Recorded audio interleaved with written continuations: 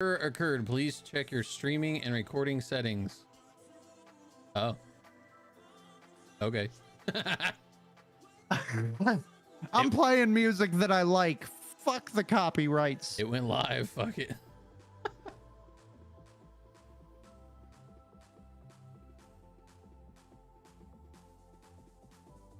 Yeah. Yeah.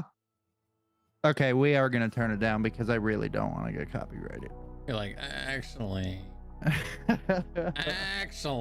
let me do this. Actually, it's not a good idea to play copyrighted music on your stream unless you truly don't give a shit. Because And we I don't. only, A few I seconds somewhat ago, I give a had. shit.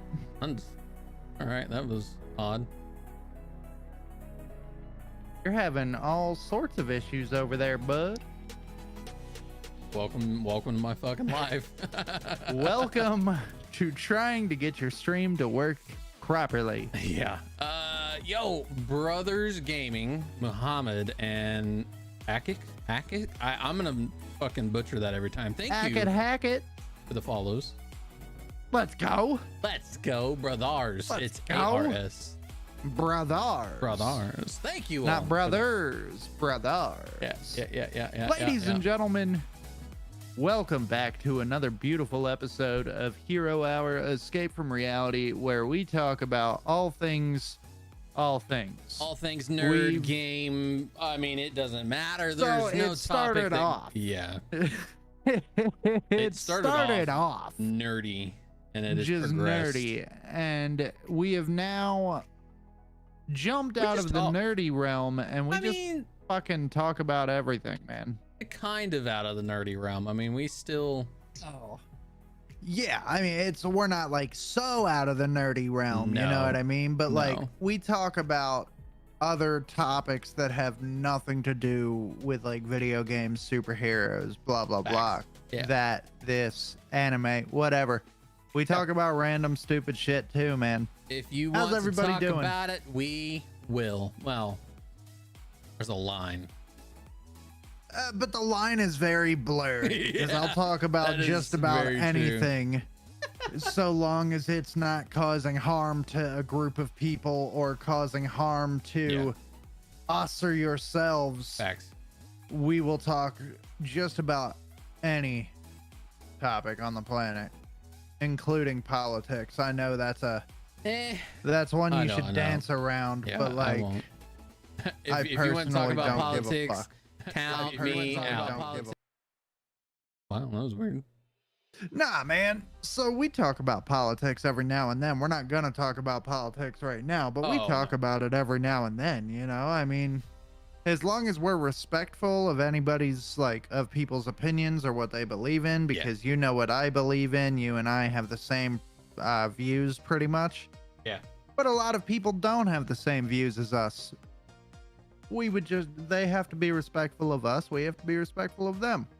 Although, this is a superhero podcast, so Let's keep it. politics somewhat. are at the bottom of the barrel there. I'd rather Facts. talk about sex work over that. Myers, what's We going have. on, baby? And we have. I don't know why my camera thinks everything needs to have a red tint right now. Hey, Doug, we're gonna get to talk about your favorite, most mentioned superhero on this episode again tonight. Oh fuck. Look, this isn't fucking hero Batman hour. God damn it. But no, see, like, it's okay that we have to talk about Batman now because we're entering a new dawn of the DC entertainment universe. We are. In the DCU. So, I mean, it kind of makes sense that we have to talk about Batman again to this extent. You know what I mean? Because he's a DC comic book character. I mean, But tonight, folks, we got a lot to talk about. We gave y'all 2 weeks to watch the Ant-Man and the Wasp Quantumania. We gave you guys 2 weeks. Your time is up. you're Now, no more this non-spoiler episode- information. exactly. There's going to be a ton of spoilers. I mean, yeah. without warning. Without warning, because Yeah. With again, we gave no you 2 warning. weeks to watch the movie. I know that's not enough time for everybody, but for a majority of you, if you haven't seen the movie already, you're never going to, or you're going to wait for it to come out on Disney Plus, and at that point, it's your fault Facts. for waiting. So, also, real I'm quick, moving my stream as I like my camera as we talk, and it's my probably God. fucking everybody up. speaking of non-superhero related stuff, I just saw Scream 6, yeah, and it was dynamite. I told you this the other night. I really want to go back and rewatch them, because I think the last one I saw, I think I saw 2. I think 2 was the last one I watched. 1 and 2. Yeah, I may 3 have seen was 3, like the but least. 3 was the least exciting one. Yeah. Just because it was so cliche. The whole motive was just, we've seen it a billion times in other movies. Like even if they weren't like horror movies, we've seen the cliche of Scream 3 with what the guy's motive was. So stupid. But Yeah. I mean, the movie itself isn't a bad movie. It's just not the best and nowhere near like really good. It was like subpar. Yeah. But Scream 6, man, fucking awesome movie. Good. It really was. It was better than Scream 5. It was better than Scream 5. Scream 5 wasn't bad. yeah, It was just, there was what I told you was, with the difference between Scream 5 with Scream 6 is not only did they finally break away from Woodsboro, which is not a spoiler because it's all over social media that Scream 6 was going to be set in New York. like New York City. Yeah, Yeah. So for the first 5 Scream films, we've been stuck in Woodsboro. which is the Okay. main city where everything Yeah, is taking it's the place main for- town where it's been 30 happening fucking since years. Scream 1. Yeah. They finally separated themselves away from Woodsboro, which I think was an amazing move. Yeah. Because people get tired of Woodsboro, man. I mean, like, how many times can the Ghostface Killer really have another killing spree in the same fucking town? You would think that the people of Woodsboro Yeah, would they're be gonna like, nope, guys, no. get ready. It's coming again. See that We got man- another one. That man over there with the face and the knife, killing. Suspicious. Suspicion. Yeah, like So it was really good to see a whole new setting in New York City for Scream. So that was a huge jungle. Yeah, yes. So that was a huge fucking relief A to huge see win, in yeah. this film. But my biggest issue with Scream 5 that they corrected in Scream 6 was so I did rewatch Scream 5 and I was a little bit harsh. I'll be honest, I was a little harsh in terms of what I said about like the legacy characters, yeah, like stealing the spotlight from them. right. However, I mean, they still did because Scream 4 was made in 2011. So it's been 11 years Yeah, between Scream 4 and Scream 5. And you brought back all the legacy characters from the original 3 movies. I And saw then- a scene. Obviously, it was in the trailer, so it's not really a spoiler. But I saw a scene in 6 that reminded me of like Iron Man's Hall of Armor, where there was just a bunch of dude. a bunch of like Scream costumes. I'm like, what the fuck? Yeah, that is a that's actually a huge part of like the story plot. Gotcha. But I mean, I could tell you because it's a little bit of a spoiler, but it makes a lot of sense. Mm-hmm. All of the Scream outfits that are in that like little half circle, Yeah, they're all the outfits of the previous killers. that's kind of what I figured when I saw it. Yeah. Like it was like not necessarily a shrine, but just like this is what they use type So situation. it is a shrine. It's like, because you'll see you'll see in the movie when they pan out. Mm-hmm. I mean, it's, I don't know if this is really a spoiler because there was pictures of it in the trailer, Yeah. like when it was zoomed out. Yeah. It's basically a museum.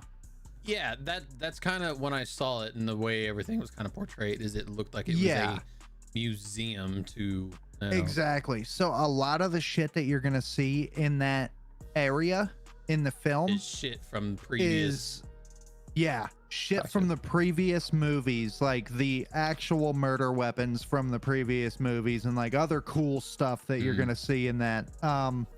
But overall, it was a very good movie. Good. Now I told you. Oh wait, I didn't even finish my thought on the legacy characters and all that. In Scream 5, Yeah. the legacy characters, they kind of stole the show because of the fact that they were in almost every single scene with the new kids. Yeah.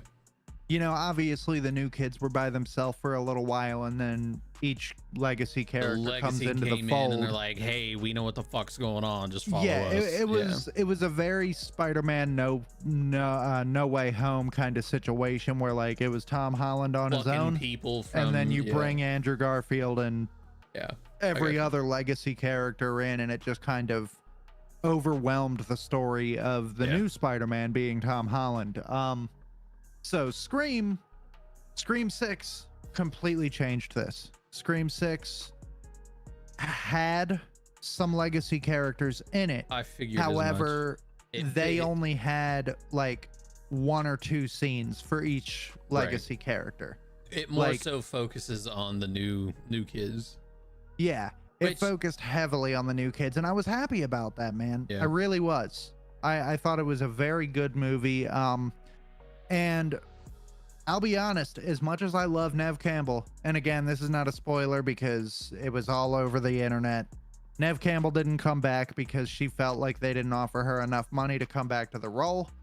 So Typical. that's explained like where Sydney is in Scream 6. Like it's explained in there, so I won't tell you what she's doing or where she is or why she is, you know. Yeah. But I'm actually okay with that.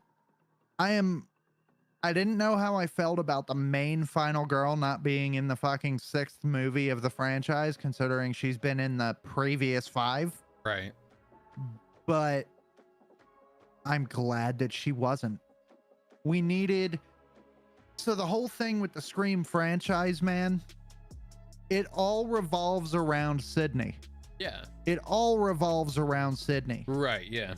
and the sins of her past and the shit that her parents did and blah, blah, blah. The revenge that people want on her for doing this or doing that, you know, like it all revolved around Sid.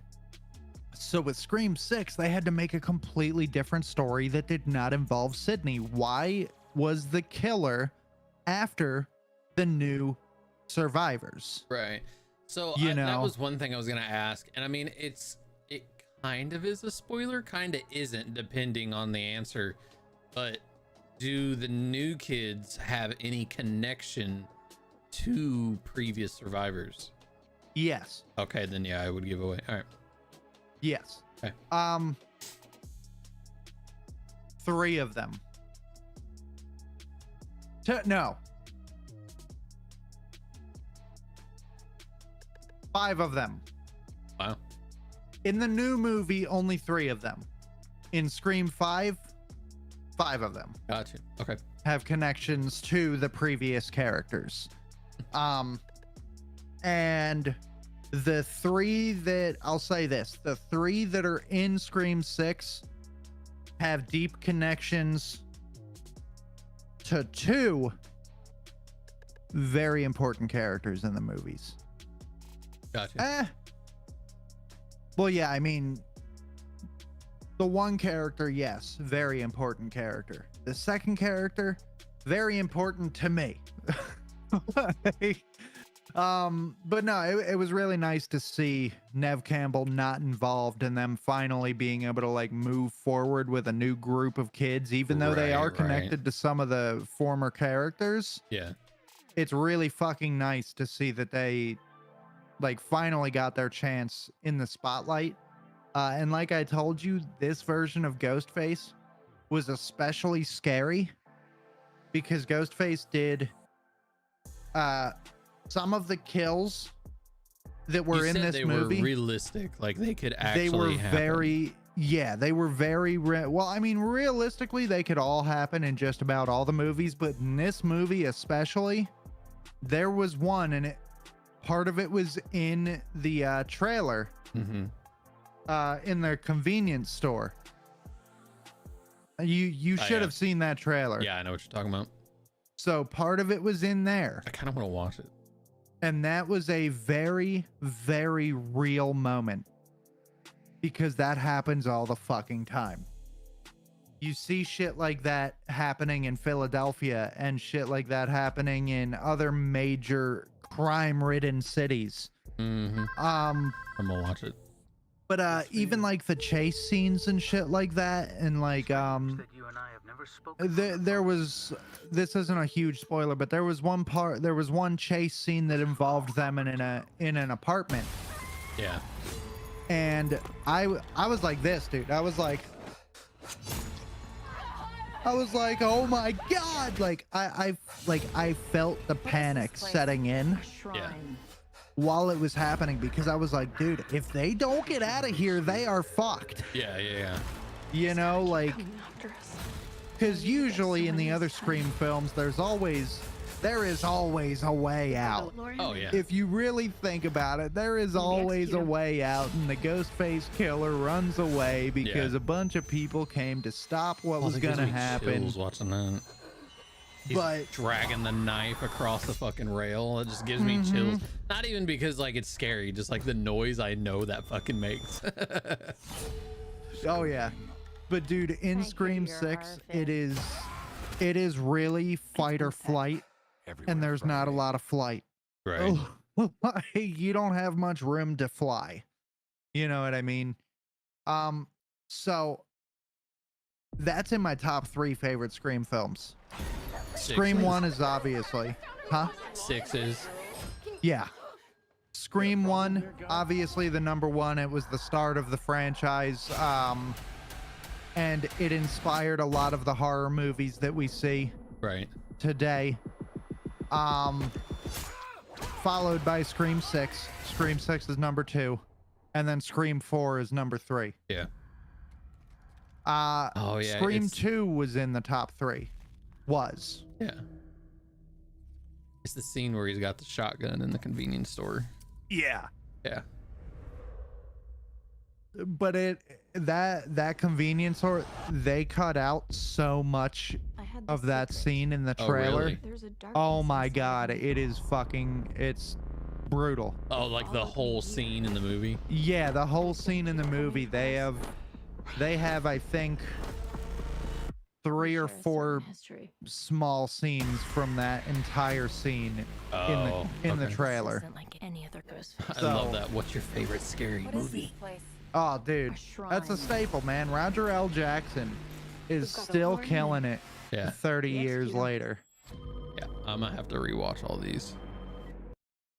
All right. Do it, man. I highly recommend it. The Scream franchise is my favorite franchise Yeah. because it's so true. Like it could really happen. Yeah. Like that's the scary shit. Like we talked about this with Lee the other night.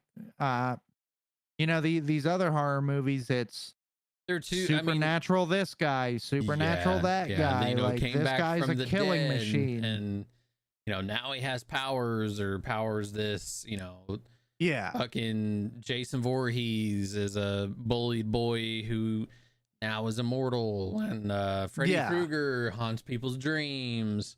It's know. so stupid. The Um, only good Nightmare on Elm Street movie, in my opinion, was the fucking first one. Yeah. I After hated the they rest. yeah. So I actually liked the Freddy versus Jason. I thought that was Well, just I mean, that wasn't that was yeah, but like as far as a blend. yeah, That as far movie as, was like, awesome. Yeah. The original Nightmare on Elm Street was by far the best. 100%. And then even like the thing And then with- Freddy versus Jason. yeah, Freddy versus Jason was fucking badass.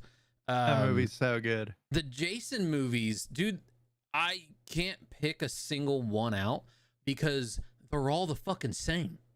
They Every are. fucking Jason movie was the exact same. What is going on with my The camera? only two that are different is Jason Takes Manhattan Jason in space. and Jason X. Yep. Jason X. Yep. Oh my Uh, fucking god, yo, that movie was so bad. What in... I'm fucking with my camera while I'm talking. There was one where it was like Jason Goes to Hell or something. Oh yeah. So fucking dumb. Yeah, I don't know, but no, I remember liking the Scream movies. I'll have to rewatch them though. They're so good. I mean, they're cheesy as fuck, let's be real. The Scream films are cheesy as hell. Another really good thriller is I Know What You Did Last Summer. Like that is another. The first one was good, the second one was garbage. Yeah. Dude, that first one is it just keeps you on the edge of your seat because you're like, what the fuck, you know? Yeah. Yeah, I forgot about that. That's a fucking crazy movie. Yeah. They don't make horror movies like they used to anymore, man. They No. used to be like real heavy on slasher films Yeah. and like, you know, I think the horror genre itself kind of took a fucking hit. Yeah. It took a huge hit, Well, man, because everybody wanted to do a sci-fi horror or Right. supernatural horror. Like there oh, was Doug, thanks for saving a civilian. they've gotten away from the realistic horror film. Right. Yeah. But even then, I mean, like, it's when the 2000s, or I would say when the mid 2000s started to roll around, it got real bad with like the paranormal films. Like we Yeah. went from movies like Last House on the Left, fucking Cabin Fever, Halloween, Nightmare on Elm Street, Friday the 13th, Scream, Child's Play, Hellraiser, fucking Puppet Master, fucking House of Wax, Even House like- on Haunted Hill, 13 Ghosts. Oh, what we was went from that- 13 Ghosts was so good. It's Like, such a good movie. It's so cheesy, but it's such a good horror film. It really is. But we went from that Yeah. to Paranormal Activity, The Babadook, the fucking Oculus, Cankerman, fucking The Hills Have Megan. Eyes. Like M3gen or whatever the fuck her name is, Megan, that new one that just came out. where it's like an AI, like Yeah. I know what you're talking about. And like, oh, I can't forget Blair Witch Project. That's with the old shit, not with the new shit. Blair Yeah. Witch Project was fire. Yeah, the original. Oh my god, I remember Yeah. watching that in the basement of my mom. So my mom's best friend was babysitting me. This is how long ago this has been. Like that movie Right. had Oh, yeah. just came out, and we were watching it in their fucking basement, dude. And that movie scared the ever living shit out of me. Like Oh yeah, it. dude. Looking at it now, like you can Horrifying. look back and just like, wow, every bit of this can be explained or like plot hold or something. But like as a fucking kid, when that shit came Yeah. out, I'm like, I shit myself. I didn't And then piss you got a myself. I shit couple- myself. You got a couple too. You got Darkness Falls, Yep. where with old the like Ash. killer tooth fairy. Yeah. Yeah. You got the Ring. Ring Dude, was a the good one. Ring haunted The me as a original one, yeah. child. The Ring was fucking horrifying when I was growing up. Ash and the Evil Dead was a good like spoofy But see, that was a horror comedy. film. Yeah, That was like a comedy but it was horror film, still and a I good love one. the Evil Yeah. Dead. Evil Dead's good. I love the Evil Dead.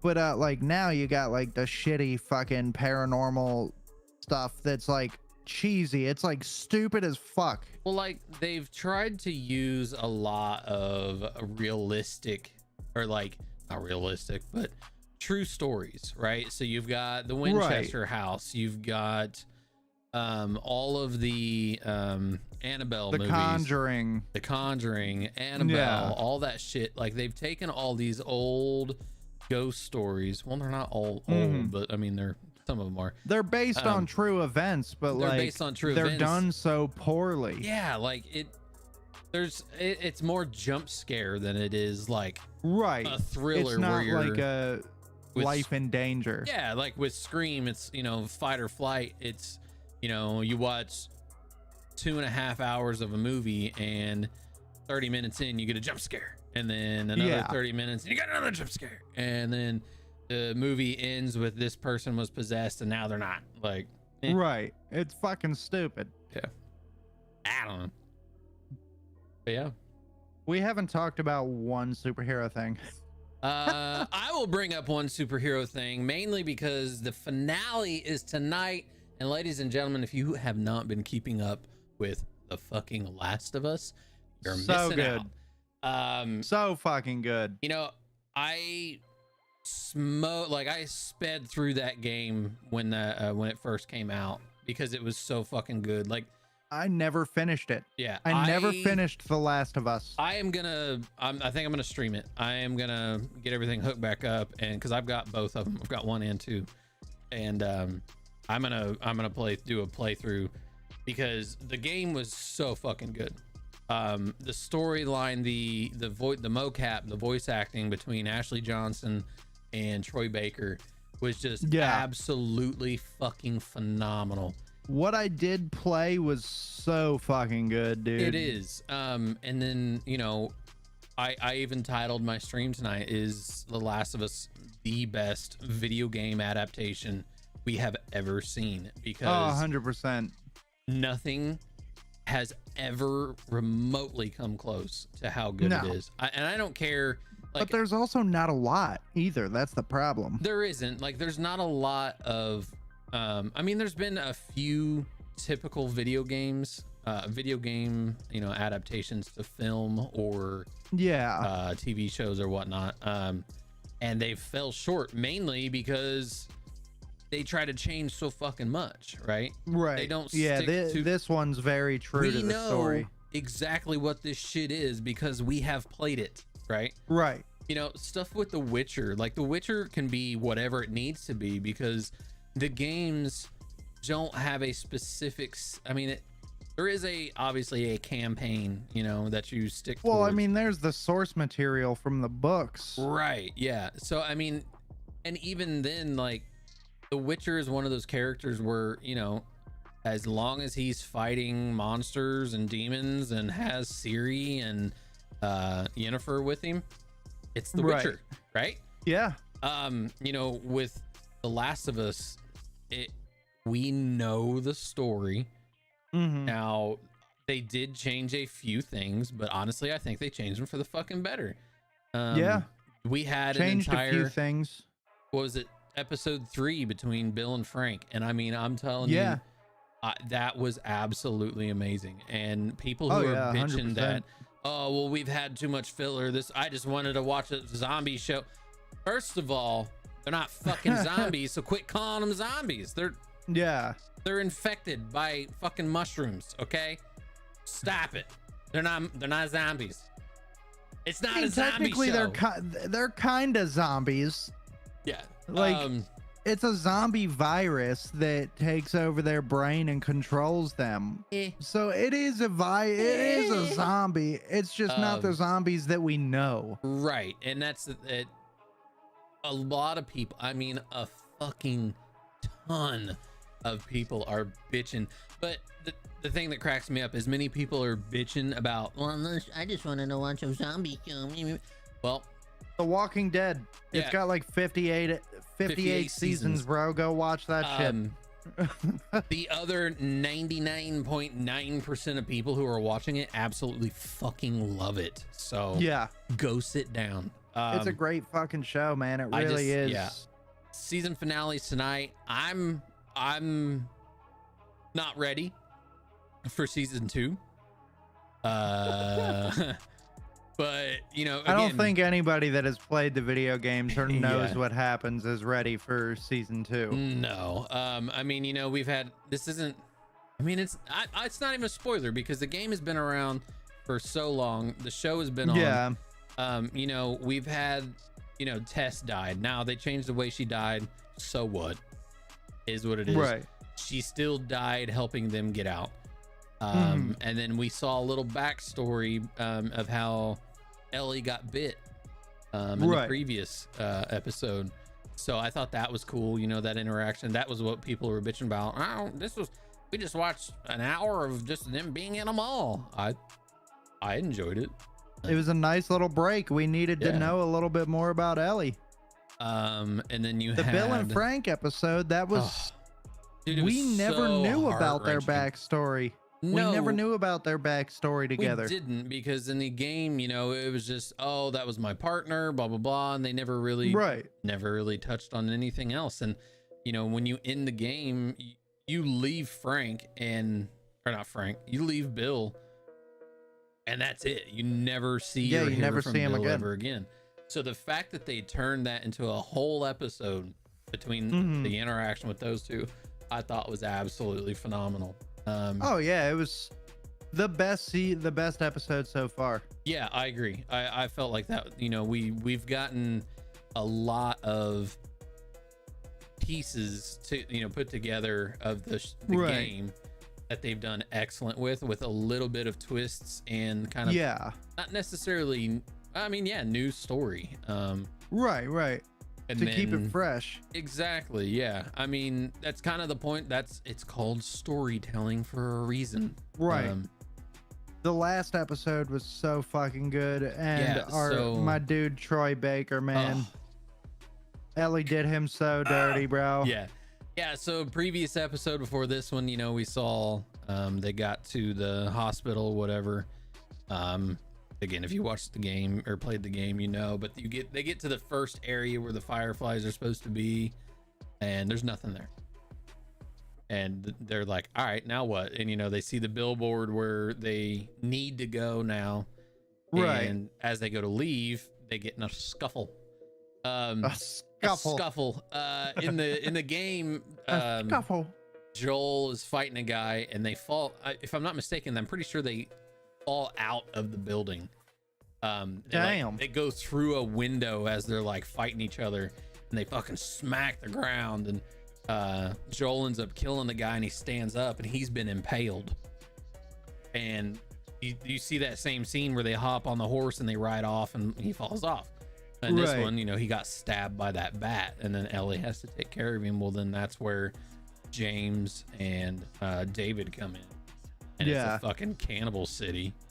Dude, Troy Baker was so fucking good. Yeah. I cannot stop yawning, and I'm gonna fucking explode. Jesus. But yeah, this last episode. Give me 1 second. I'm gonna grab some water. Okay. You start talking about. Yeah. But yeah, this last episode was just phenomenal. We got to see the scene where Ellie and David and I already forgot his name. James. They're all interacting together, and we finally got to see Troy Baker, which is, if you did not know, the original voice of Joel. And then we got to see the bar fire, and then the iconic line, and I'll mention this to Bruns when he gets back, the iconic line where Ellie walks out, and obviously she's distraught because she just got in this fight, and he grabs her, and she thinks it's another enemy, basically, and he's like, "It's okay, baby girl," and it's just like, heart-wrenching. That's terrible. Yeah, there's been so many moments in that where it's just so good. I think they've done a phenomenal job.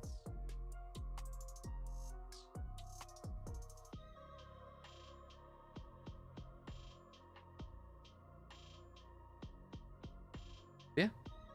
Let's see, what else? What do we? Oh, Mando is out too. Was it 2 episodes of Mando? So if you're into that, that's also something you guys can check out. Can I just say, I'm not even I'm not tired. I'm not bored. Yeah. My body's just like, yawn. Yeah. Yeah. Fuck you, yawn. Yeah. Like, it happens every time we do the podcast. Yeah.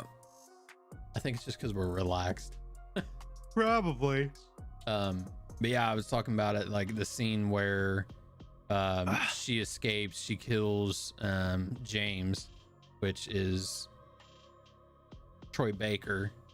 Yeah. And then she's in the bar with David, which that's straight from the game where it catches on fire. Oh, really? Yeah. I never got that far. Yeah, that's straight from the game. I can't remember. He does try to like, I can't remember if he tries to molest her in the game. I don't remember. I remember. It wouldn't surprise me. Yeah, I remember he like straddles her and he's got her pinned down, but I can't remember. And she comes and just fucking, and it's a machete. It's not a cleaver. He's just whop pow, and it just fucking goes to town on his ass. I'm like, yep, that tracks. That's right, motherfucker. Yeah, and then they get outside, or she gets outside, and as she's walking away, Joel like grabs her and calls her baby girl, and I was like, my fucking heart, I can't take it. But yeah. Did it take that long in the game for them to develop like that close of a bond to where he calls her baby girl, or Yeah. did it take that That long? is, so like that's the first time you see any type of like true Parental relationship. Yeah, like obviously, you know, there was the scene where, you know, he wants Tommy to take her instead of him, and then he shows up, and that shows you like his character's kind of turning. Like at first he didn't give a shit about Ellie. Like it was just a task. He wanted to kill her. Yeah, and it was just a task to get her out west. And then, you know, she has saved his life a few times, and you know, he saved her ass a couple times. Yeah. But that's the first time you see any type of like affection between the two of them on a, you know, parent-child's basis. Right. And it was actually, I just watched a video today, kind of a little throwback tidbit. It was actually an accident in the first game. The scene is Troy Baker is carrying Ellie. Well, Joel is carrying Ellie upstairs. Not Ellie, fucking Sarah. Jesus. It's like very beginning of the game. And he said it in the beginning of the series too. He's carrying Sarah upstairs to her bed and like tucks her in. He says, "Good night, baby girl." And he said, Troy actually said that was an accident. He's like, "I grew up in West Texas." He's like, "That was just, you know, you called everyone was baby girl."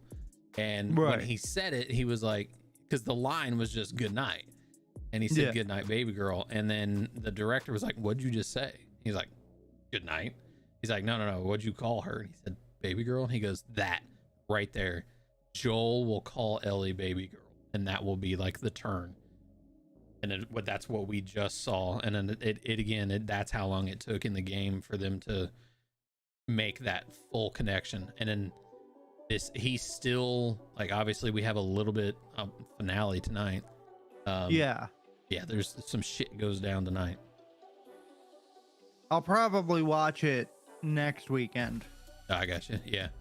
I know you didn't play through, so I won't say anything, but it gets Don't it's say good. anything, because It's good. I have no idea what happens. I do, and I'm already excited for season 2. Kind of, sort of, not really. Like I know what happens in the second game. I mean, I know what happens. fucking early too. Like I'm telling, That's crazy. I'm talking maybe second fucking episode. Damn. If like in a series, I'm trying to think of like how quick it'll happen. I'm Right. calling it now like second episode. That's crazy. Yeah. And it's fucking brutal. I mean, it's Gonna be a good episode though. It's gonna suck, but it's gonna be a good fucking episode. watch. Yeah. I don't know how they're gonna do it though. I kind of do. So in the second game, this doesn't really ruin anything. In the second game, a portion of it takes place many years later, so she's a lot older. So I think that's why they want to do a like 2-part like second season, third season, so they can kind of let Bella age for the like third season, basically. Gotcha. Yeah. But yeah, Yeah, it's gonna be Interesting. I'm Interesting excited. to see what they do. I'm excited. It's just so good. Like it's just, I love it. Yeah, it'll be interesting to see what they do. Yeah, For like sure. you know how I am with Metal Gear, and Last of Us is right there. Like it is hands down one of my favorite fucking video games that's ever been produced. Maybe I'll play it one of these days. Yeah, I think I am. I think I'm gonna get the I'm PlayStation. gonna wire in my here jaw and shut. I'm gonna start playing it this week. It'd be fun. Do it. Yeah. On to do Marvel it. and DC news. You know, while we're here, we do everything. We talk about everything. So Yeah, you right. I mean, we still also got to talk about Ant-Man. yeah, you can do that too. We could do that after the news. It don't matter. Either or. So we'll go with Marvel news first. Because Okie doke. let's see. Oy. So again, everybody take this with a grain of salt. Yeah. This Marvel updates page is pretty fucking accurate.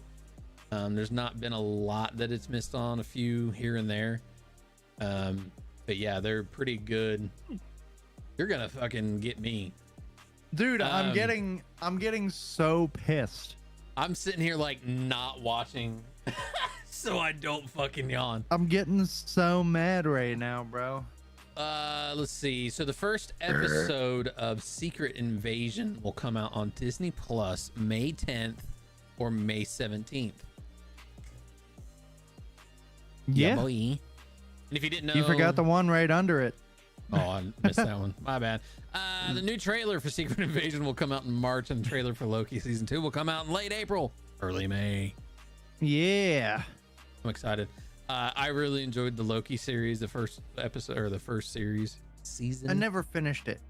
I actually should just started finish rewatching it, but I was like, Mando and Last of Us are on, so Yeah. I should probably watch season 1 of Loki as a whole again just to Yeah. it gets really confusing at the end when you meet Kang. Like it's not it Yeah. is Kang, but it's not Kang. Right. But yeah. So yeah, Secret Invasion and Loki will be soon. Sweet. I'm excited for Secret Invasion, man. I am too. All hell breaks loose. Basically, with Secret Invasion and Secret Wars, it brings the end to the MCU. Well, not MCU, but the Marvel universe in the comics. Like everything Right. goes to fucking shit. And It's gonna be crazy. I'm ready. I want to see it. Oh yeah. All right. A variant of Kang will appear in Coven of Chaos. So that was yeah. That's Marvel fucking spreading Kang across Yep. the entire universe now. We've been waiting for this to happen. Yeah. Ant-Man was just the beginning, man. Yeah. I don't think a lot of people realize just how dangerous Kang is. I actually heard a thing about the variant of Kang that is in the Loki series is actually the most powerful one. Oh, really? Yeah. Like apparently he has already like dispatched a bunch of his variants like single-handedly. What, in season 1? Yeah. Well, it doesn't say that, but just, you know, from what I was reading, like he is stronger than most, if not all. So Well, that'll be interesting. no, Tubbs and Mark, thank you for that like. How you guys doing? In Shang-Chi or Shang-Chi 2, he will lead a team of, how do you say that? Asiatic superheroes on an adventure through time. So again, we're going with the time travel situation, but I for a lot of you that don't know, we're in the Also- multiverse saga. heard a spoiler For what? for Cap and Iron Man, and it What? came straight from none other than the loosest lips in the Marvel payroll. Tom Holland? Worse. Oh God. Mark Ruffalo? Yeah. someone asked him in a non-Marvel related like interview, you know, how, you know, how everyone felt about the last Avengers, the way it ended, and he was like sad. He goes, but we've got time travel now. And someone was like, are you saying that they'll be back? And he was like, I'm not saying they won't be back. He said, but I'm not saying they'll be back. And I'm like, are you fucking kidding me right now? Like, he's gonna get fired. Kevin Feige is gonna fucking chop his head off. So again, grain of salt, that is very early on, but I was like, interesting. So we may see Jesus. We may actually see Chris Evans and Robert Downey back in fucking movies and series here shortly. That man, I don't know how he still works for fucking Marvel. I really don't. Blows my fucking mind, bro. It blows my fucking mind. Next, we've got Eternals 2 is scheduled for release in 2026. If you saw the first one, I'm sorry. The second one, hopefully, well, I don't know what we'll see. So, next we got Echo, Ironheart, and Agatha: Coven of Chaos will be the only series that will come out in 2024. I thought Echo was coming out this year. I thought it was too, because it's already done. Like, they finished production on it already. Yeah, I'm almost positive Echo was coming out this year, unless they delayed it. Filming. They finished filming this year. I think it's still. Yo, Matt, what's going on, bro? Post-production. Pre-production. Yeah. So what TV shows are coming out? 2023. Yeah. Loki. Secret Invasion. I think Armor Wars and X-Men. No, because right here it says release date 2023. Unless it got oh well, then yeah, it must have got pushed. Yep. Bitches. Motherfuckers. Oh, it says it was originally scheduled for mid 2023.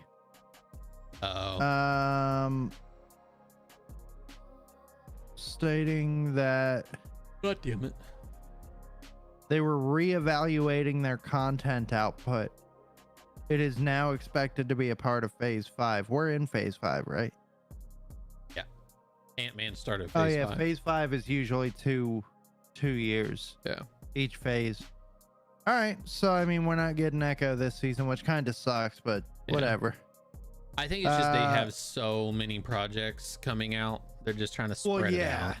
Kevin Feige said that he doesn't want to oversaturate a single year of things. So he's trying to work with the future, like trying to spread shit out a little bit more, which I'm cool with. Yeah. That's fine. Vision Quest will have more than 6 episodes. I don't even think people were looking for one. So yeah, I don't even know. Again, this isn't the Vision that we had originally. It's still Paul Bettany, but yeah, it's White Vision. It's White Vision, yeah. So it's basically he's all AI. Like, he doesn't even have the Soul Stone or anything like that. Yeah, I don't remember anybody being excited about this. I know nothing about this. Yo, Kosher, what's going on, baby? This version. Yeah, I don't remember anybody being excited or even requesting that we have a Vision Quest TV show. Why? Yeah, I don't know. Jeff Loveness has revealed that Namor will appear in the Kang Dynasty. Sweet. Okay. I liked him in Black Panther too. Yeah. I thought he was good. Yeah. Alaqua Cox has revealed that Echo will come out on Disney Plus in October, which kind of contradicts the 2024. So we'll see. Well, that was 2 days after that was revealed. Yeah, so we'll see. What Vision what are we talking about? We're just we're following up on all the Marvel news updates. now. Yep. curious to what Vision left to go and do. I never watched WandaVision, so I have no idea what he could have left to go and do. Well, Maybe so he.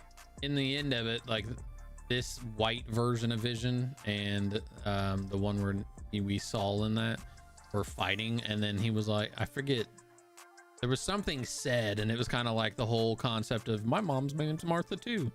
Oh God. And then he just flew away. We're like, what the fuck? Oh, but yeah. Oh, okay. The filming of Spider-Man 4 will begin this fall. Sweet. I'm excited for the next one. Is it? Daredevil will appear in Spider-Man 4. Yep. Yeah, boy. Well, so this is supposed to be a prequel? Oh, the ship of Prometheus. That was it. Okay. Yeah, that's what. Yeah. Yeah. So then this Spider-Man 4 is supposed to be a prequel, if I'm not mistaken, right? Because it's called Freshman Year. Or is it his freshman year in that's a college? completely different story. Oh, really? Okay. Well, never mind then. Yeah, Spider-Man Freshman Year. That's an animated series that Charlie Cox will be in as Daredevil. Oh, okay. Never mind. This Spider-Man 4 is the next installment Holland. in the Tom Holland movies. I thought he was done Yes, filming sir. stuff. Huh? I thought he was done. Who the fuck knows? They said, hey, we're going to pay you a lot of money. Come back. No, they're doing like his freshman year of high school, but again, it's an animated series, and I didn't realize it was animated. this Spider-Man 4 that is being filmed, this is a completely different movie set apart from the freshman year. Gotcha. The freshman year, that's going to be like an animated thing. I got you. Okay. Next up, White Fox and Wave will appear in Shang-Chi 2. Maybe we could do a character educational on one of these two characters. White Fox and Wave, yeah. Zemo will appear in Captain America New World Order. You got to keep it going. You got to keep Zemo going. Yeah, because I mean, he's been in. Yeah, while he's not a Thanos level threat, he's still an important character. Yeah, he's a big threat. I mean, Yeah. he's also the leader of a Thunderbolt group. Yep. Armor Wars will be out in 2025 with Don Cheadle being in the show as War Machine. Can I just say this War Machine, like this suit is fucking sick. Like the way they did the digital camo on this, I think it looks so fucking good. I like that. That's Yep. sweet. I like Don Cheadle. He's a great actor. I think he does so much fucking better as a Rhodey than fucking Terrence ever thought he could be. Like, they're not Terrence Howard was so bad. The only reason he didn't come back, and I'm fucking glad he didn't, was because he wanted paid as much as Robert Downey Jr. and they were like, He's a fucking meth head. they said no, and that was it. So, but yeah. Let's see what we got next. The first one sucked. Which first one? Oh, Terrence Howard. Yeah, he was garbage. So I enjoyed the first one, not with Rhodey. Like, I didn't like him as Rhodey at all. Now here's one. Latveria will be featured in the Fantastic Four. I'm excited. I'm excited for Fantastic Four. I am too. I hope they do fucking Doctor Doom justice this time though. I feel like they will. Now that it's an MCU project and not a Sony project. You're a side character, not the main. Of course, you get paid less. 1,000%. Yeah, I don't 1,000%. know what the fuck went through your head thinking that, yeah, I'm gonna get paid as much as Robert Downey Jr. as a side character. Well, I mean, it's kind of the same issue that happened recently with Neve Campbell not being in Scream 6. She was no longer going to be a main character. She was going to be one of the legacy characters, and they were not going to pay her the same money that they paid Jenna Ortega and Melissa Barrera. Yeah. That just wasn't going to happen. And when they told her that, That's she so wasn't fucking happy stupid. about it. Yeah. You know, I mean, but I mean, Whatever. I get it. I get it. It's a little bit different because Nev Campbell was the main character of the first 4 films, and then Yeah. she was just a legacy character in 5, and then she didn't want to come back for 6 because they didn't want to pay her enough. I get it. But at the same time, you got to let the new kids on the block come and take the fucking helm. Yeah. You know, you've had your story. We don't need you anymore. I hate to say it because I love Nev Campbell as Sydney. We don't need her anymore. No. So I'm it's glad a that they new told Terrence to era kick rocks. of Scream movies, and we don't need all the every single fucking legacy there was. Right, exactly. Let's give us some new shit. When is Blade coming out? Well, it begins filming in 2023, May 1st. May 1st. So you're talking probably beginning of 24, mid 24. If I'm not mistaken, I believe they said that it comes out, unless they changed it again. I want to say that they have it scheduled for like mid 2024. Yeah. You keep reading them. I want to. Okay. Yeah, I want to say that they have it scheduled for mid 24. Kosher, are you happy?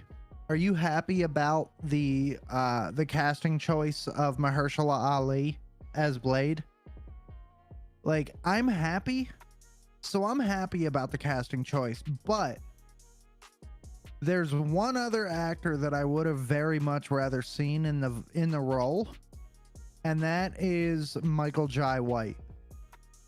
I feel like Michael Jai White has a better embodiment of Blade, because Blade's like stacked, bro. Mahershala Ali, he could get muscular, but he's a skinny ass dude. He's built like a string bean, bro. Grew up with Wesley. So did I. I mean, I grew up with Wesley Snipes as well. He was my Blade. You know, he was the only Blade.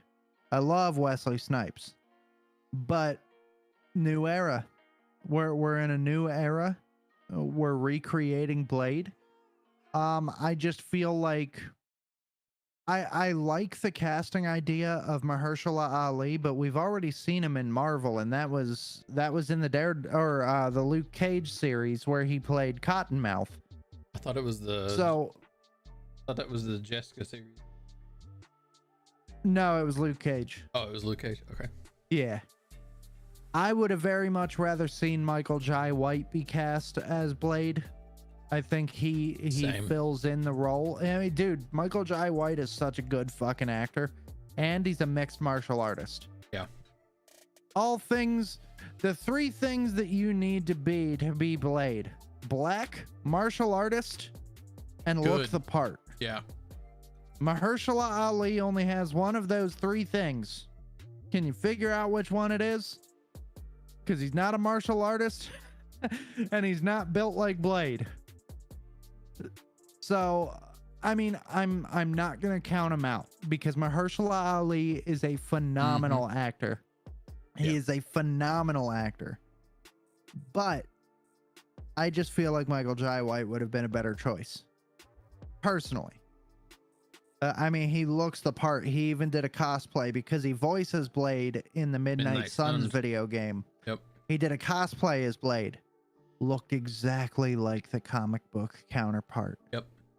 He looked so good as Blade. We'll see. The one thing that I do hope they do, I really hope that Wesley Snipes has some sort of cameo in this film. I really do.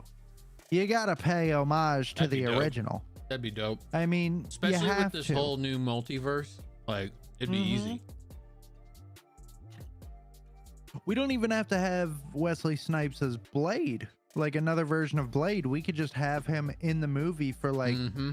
hey, you are the reason why we're redoing this. Yep. Like, you're the reason why we're bringing this character back into the world. Yep. Which, like I mean, I love Blade. He's one of my favorite Marvel characters. He's fucking badass, bro. Badass. And Michael Jai White has played a superhero before, albeit not in a very good movie, but he played Spawn. I still liked him as Spawn though. He was the first black man to play a superhero on screen. Yep. Followed by Shaquille O'Neal playing Steel. But Michael Jai White as Spawn, I mean, I would like to see him as Blade, and I would like to see him as Spawn again. Yeah. Both very badass characters. Yeah. So, moving forward, Sony is working on a Spider-Gwen project. I mean, cool. I prefer Gwen Stacy over MJ. Are we talking like, and obviously animated because it's the animated picture? That doesn't mean anything. That doesn't mean anything. I guess We we'll see. we could get her in live action, animation. Doesn't matter to me. I like Gwen. Apparently people want Emma Myers to play Spider-Gwen. Who the fuck is Emma Myers? I have no fucking clue. Emma Stone? Mm-mm. Because Emma Stone played her in the Andrew Garfield movies. Or movie. Who the fuck is Emma Myers? And why are people throwing... What, were you looking at the comments? Yeah. Yeah, who the hell is Emma Myers?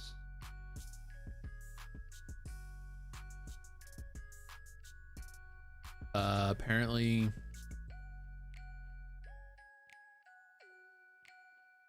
She's from...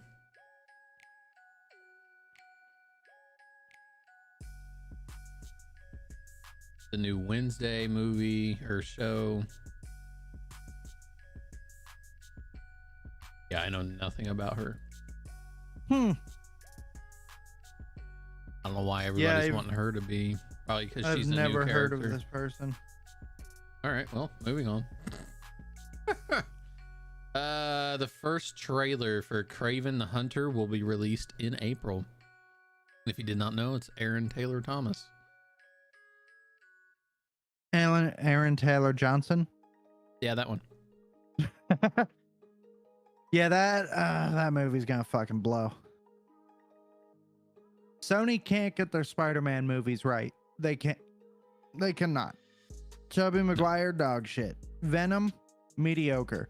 Kraven, gonna be horrible considering that they said that he's a fucking animal lover. And nobody wanted that it's- character. No, it's gonna be a bad fucking movie. Yeah. Venom 3 will come out in summer 2024, probably on July 12th, 2024. Take that with a grain of salt because I don't know where the fuck that like very specific release date came up. Yeah. But I mean, I'm gonna watch it. I saw the first two. They were all right. Yeah. I liked Venom. I liked Tom Hardy as Venom and the relationship that they have. Yeah. That was very comic book related with how close that is. So Yeah. I'm excited to see it. I'm not expecting it to be fantastic though. Doctor Strange 3 will come out in 2026. Sweet. I think it's time we see, a new Venom v Spider-Man. Like, it's been Yeah, way too I fucking mean, long. When you're talking about Spider-Man, you've given us they've given us some truly amazing characters that we've never seen before in Mysterio and Vulture. Yeah. But like We want to we've see seen the the Green iconic, man. Goblin. Yeah. Like we've seen Green Goblin, we saw Electro. I mean, I would like to see another Electro. I love Electro. Yeah. We've seen Electro, we've seen the Lizard, we've seen Dr. Sandman. Octopus, Sandman. Yep. We've seen all those guys. Give me Venom. Yep. I want to see Spider-Man get the shit kicked out of him by Venom. Yep. And I want to see Venom get the shit kicked out of him by Spider-Man. Facts. Like, come on. Yep. Next up, Jeff Loveness has confirmed that Shuri and Yelena Belova will appear in Avengers Kang Dynasty. Everybody's going to appear in Kang it's gonna be Dynasty. everybody, yeah. Everybody.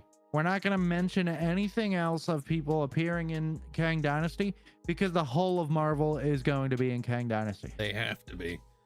Yeah.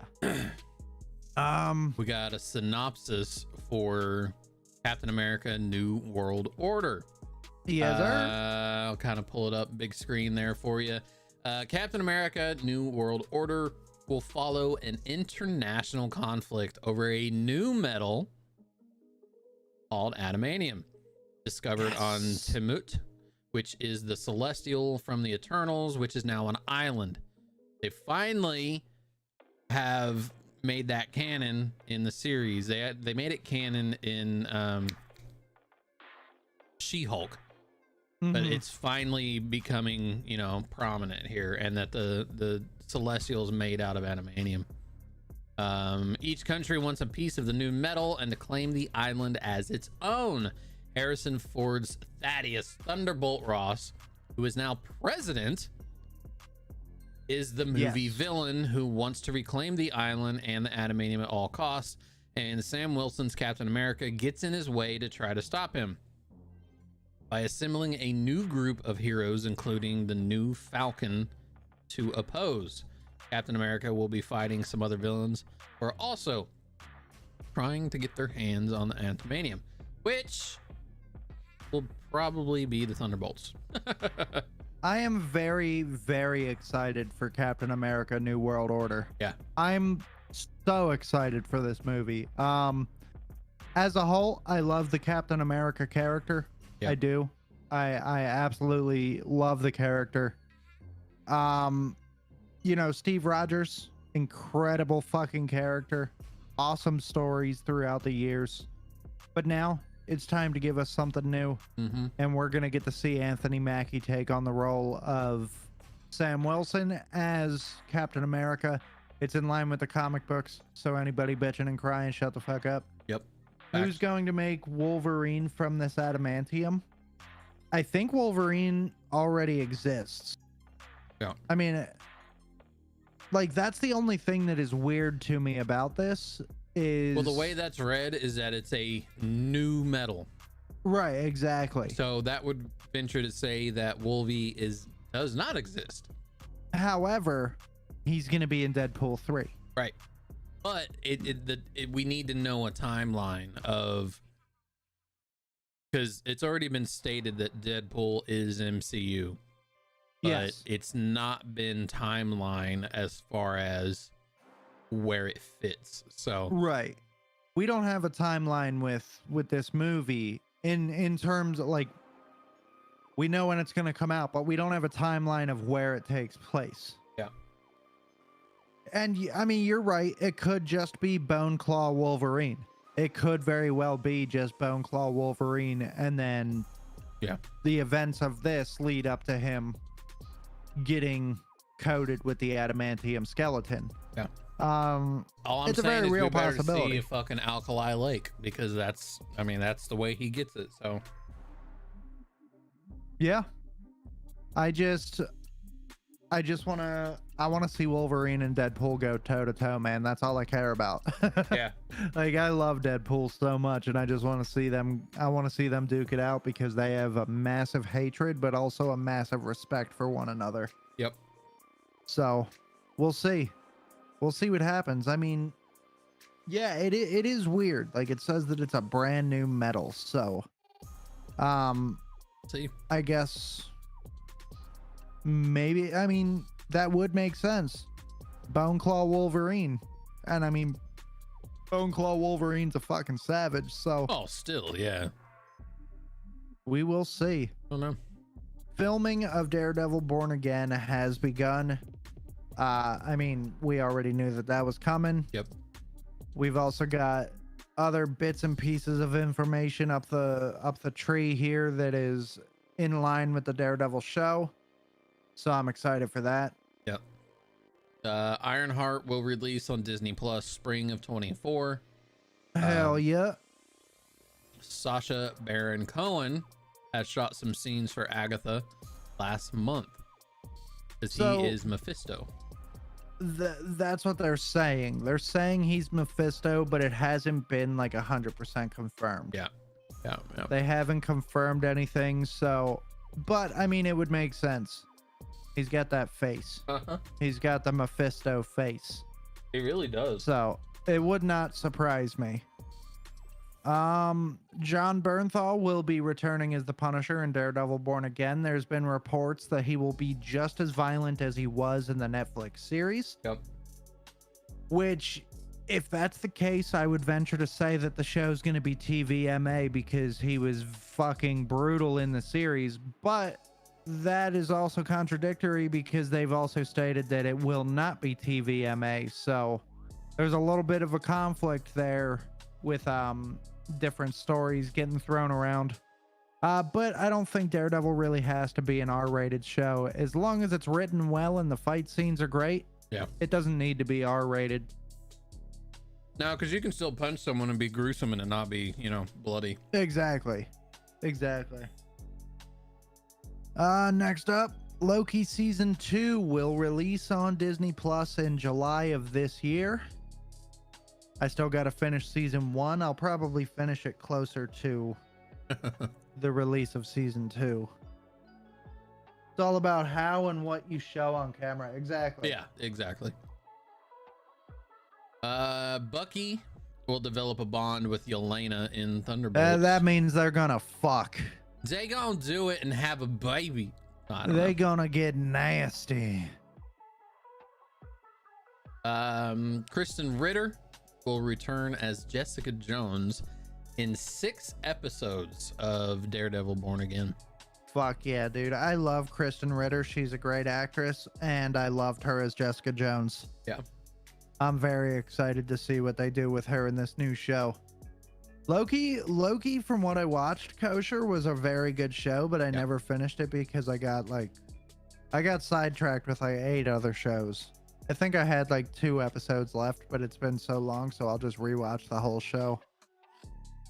I'm excited about this next one. At least one of the characters. All right. In Armor Wars, there will be several armored villains, including Crimson Dynamo and Living Laser.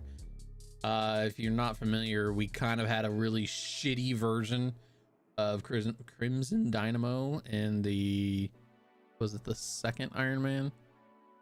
Ivan Vanko. That was supposed to be. Oh, okay.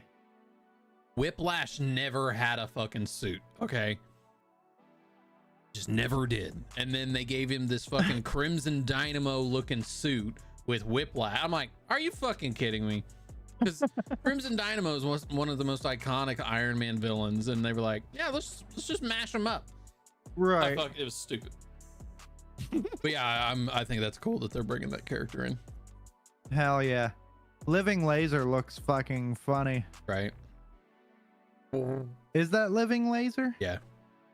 On the He right. looks funny. Yeah.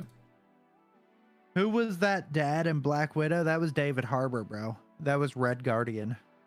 Yep. Russian Captain America. Yeah, basically. He's funny. He gets his shield in Thunderbolts too. Yeah. This one, Quake will not be an Inhuman in the MCU, but instead she will be a mutant. Yep. They're just kind of changing. This is what, the third Inhuman they've turned into a mutant instead? Yeah, because they had been fighting with the fact that they hadn't brought in any mutants. They've all been Right. Inhuman. Now they're acknowledging the fact because they're bringing in the X-Men and Adamantium. I mean, that's all huge X-Men, Right. basis. So now they're bringing in the fact that these people are not Inhuman, they are mutants, and it's their yep, that word that I can't come up with. Introduction? Yeah, their introduction of mutants into the MCU because we haven't seen it. But like, here's the thing. If y'all want to push for mutants so fucking hard, introduce us to mutants. Don't introduce us to Inhumans that you're calling mutants. Give us the Inhumans. Give us the fucking mutants. Yeah. How hard is that? If Quake is an Inhuman, make her an Inhuman. You want to introduce a mutant? Introduce fucking Storm. Introduce Nightcrawler. Introduce fucking Juggernaut. Introduce Magneto. Oh no. There's a reason why we've got Inhumans and mutants, because there are certain characters that are inhuman and certain characters that are mutants. Yeah. We don't have to force the mutant thing into the MCU when you've got a plethora of mutants. They fucked Agents of S.H.I.E.L.D. Oh, Yeah. well, yeah. They got to say it's canon. That's true, because, I mean, Agent Coulson. Yeah. He was in, like, the very first Avengers movie. Yep. Filming of the Midnight Angels series will start in spring 2024. I Again, don't even know what the fuck that is. another show that I feel like nobody fucking asked for. Yeah. Yeah. The whole the Midnight Angels, that was the chicks in Black Panther 2. Oh, that's what they where they call had that like themselves? crazy like bug looking outfit. I didn't realize Yeah, they had they a were name. called the Midnight Angels, which is fucking stupid. It's just a play on the Midnight Suns, bro. Yeah. Give us the Midnight Suns. I don't give a fuck about no angels. This one's interesting. Damage Control will be the main villain of Armor Wars. They will recreate Ultron. I just want to know, are they going to bring back the guy that voiced him? I What feel was like his they name? have to. David Spader. David Spade? David Spader. James James Spader? Spader? My brain isn't working. All right. I mean, Ultron was a badass. Remember when everybody thought that Ultron was going to be like a massive, massive threat? I mean, he was a pretty dangerous threat, but like we all thought that he was going to be like a Thanos level threat. I mean, He he's was not. supposed to be. Yeah, he's supposed to be, but he was supposed to not. be. In Echo, This Maya Maya. Lopez will embark on a spiritual journey and acquire magical tattoos that give her superhuman abilities. Okay. I mean, I'm down. Sure. Is I mean, that how she- that happens? I mean, I don't know. I don't know enough about Echo. Literally, the next three things are Vision Quest related. Vision will create his own family known as Virginia, Viv, and Vin using sword technology. I don't care. Victor. But people do care, so Yeah, we somebody got to did. talk about it. Victor Mancha, the son of Ultron, will be the villain in Vision Quest. He will Okay. help out Vision with clearing out his thoughts and emotions. That doesn't sound like a villain. That sounds very heroic. Yeah. What? I don't know. At the end of Vision Quest, Vision will reunite with Wanda. And that is the end of the Marvel news. All right. Is that Echo though? Yeah, that's Echo. Yeah. Yeah. See? Echo. She was introduced in the Hawkeye show. Now we are on to DC news. The few tidbits. So, I will kick this off. Shazam Fury of the Gods director David F. Sandberg says that the Flash movie's universe reset was his original explanation for the family's new suits prior to the Flash's delay. They have new suits. Okay. Yeah, there's like an entire team of them. Well, I knew that, but Oh, in the comics, does she have magical tattoos? I have no fucking idea. I don't know much about Maya. Let's check. Yeah, I mean, their suits are kind of different.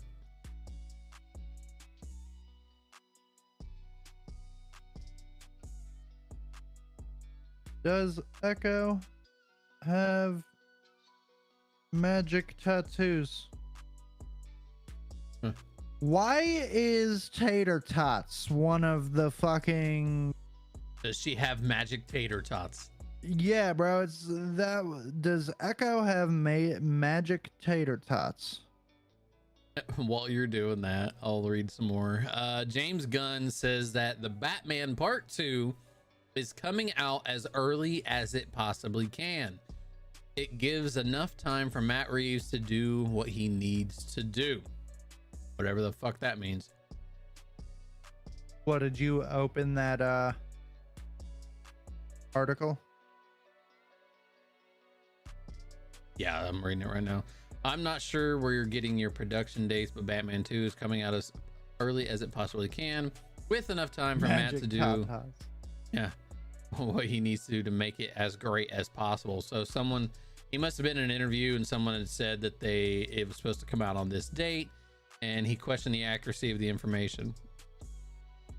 That's exactly what it was. Gotcha. James Gunn responded to a fan on Twitter who shared their concern that he could end up becoming overly involved in Matt Reeves' The Batman 2, along with inaccurate information of how the sequel's production plan is pushing its release further away than necessary. Gunn questioned the accuracy of their information before explaining, "I'm not sure where you're getting your production dates, but Batman 2 is coming out as early as it possibly can, with enough time for Matt to do what he needs to do to make it as great as possible." So that's what it was. And it says that he's not going to interfere with the movie. Yeah. I don't think we need to read all this, but both Gunn and Reeves won't end up having some Batman plans. After all, Brave and the Bold could release as soon as 2026, under a year after the Batman 2, and it's of no benefit to either party if the two movies have the same villains or overlapping plot lines.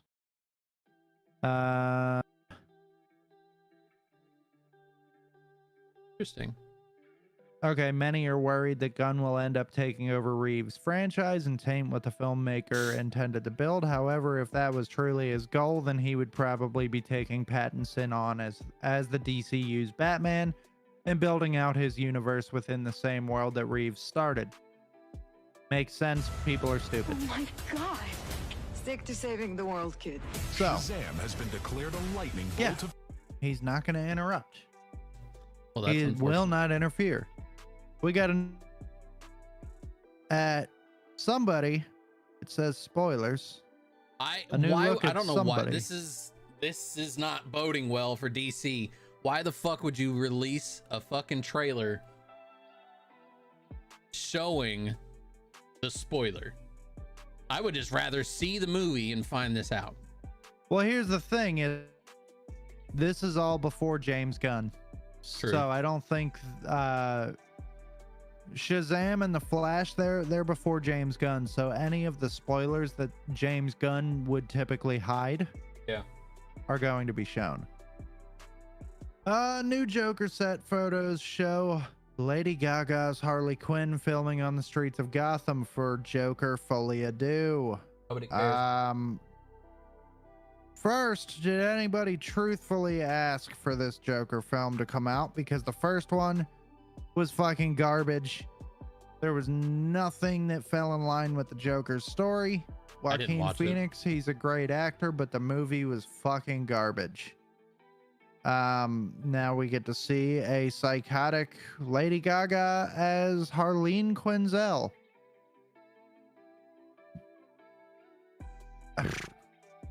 Okay.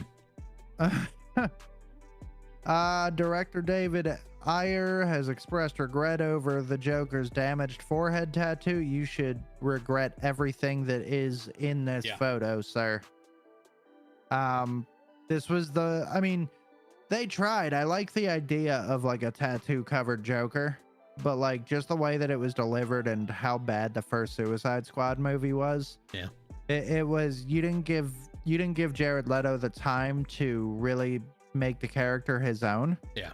Aside from making it look like he just walked out of a Hot Topic. Facts. They should have given him more screen time to really develop the character, and they should have given him a chance after the movie to develop his character, but it is what it is. James Gunn has debunked a rumor claiming that a casting call for Superman Legacy has been sent out looking for Superman and Lois Lane actors at the age range of 20 to 30. So is there any kind of quotes from James Gunn, or did he just simply say this ain't true?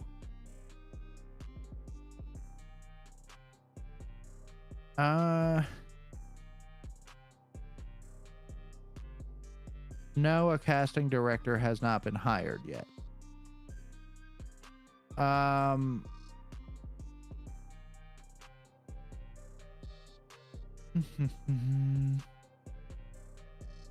In mid-February, Gunn confirmed that the slate's first project was officially in production, making it clear that that project, Creature Commandos, would be canon with everything that happens in Superman Legacy. But looking at this new movie, Lois Lane should be a key part of the story, especially with Gunn noting that Clark Kent will be in his early days as a reporter for the Daily Planet. Okay. It's still well over 2 years until the movie will hit theaters, meaning casting may not even commence until later this year or early 2024. Yeah, I feel like a lot of these projects that James Gunn is trying to bring to life now with his reimagined DC universe, I feel like they're 2-3 years out for the most part. For sure. A lot of this information is just bogus. Like, it really doesn't. Yeah. Well, we already knew that James Gunn was going to be the director of the new Superman Legacy film.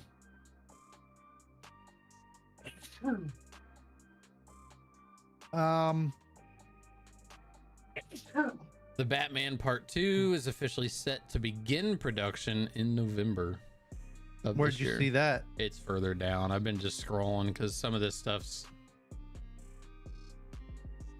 like there's something that has to do with the Flash TV series.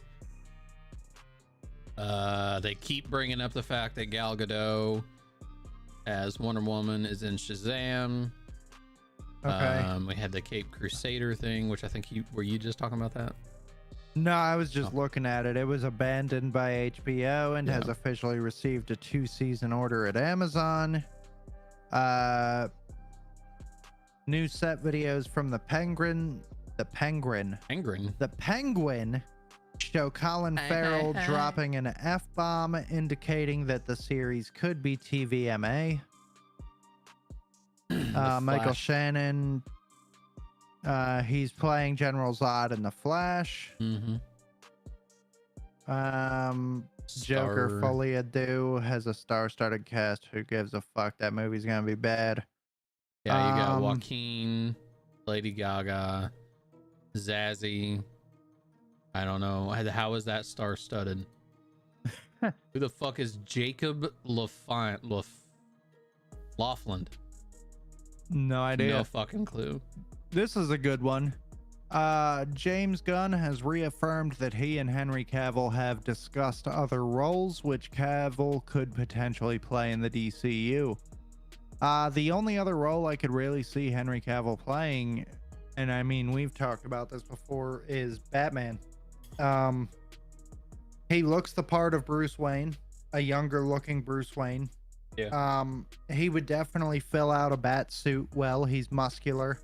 Yeah. He's got the jawline like every Batman on the planet has had.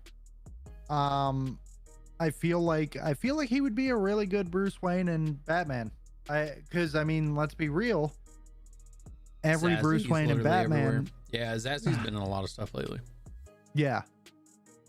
But I mean, think about it. Henry Cavill, he could be the one that pulls off both Bruce Wayne and Batman. That's a very, very small group of people that have been able to do both. Yeah. AKA Michael Keaton and Robert Pattinson.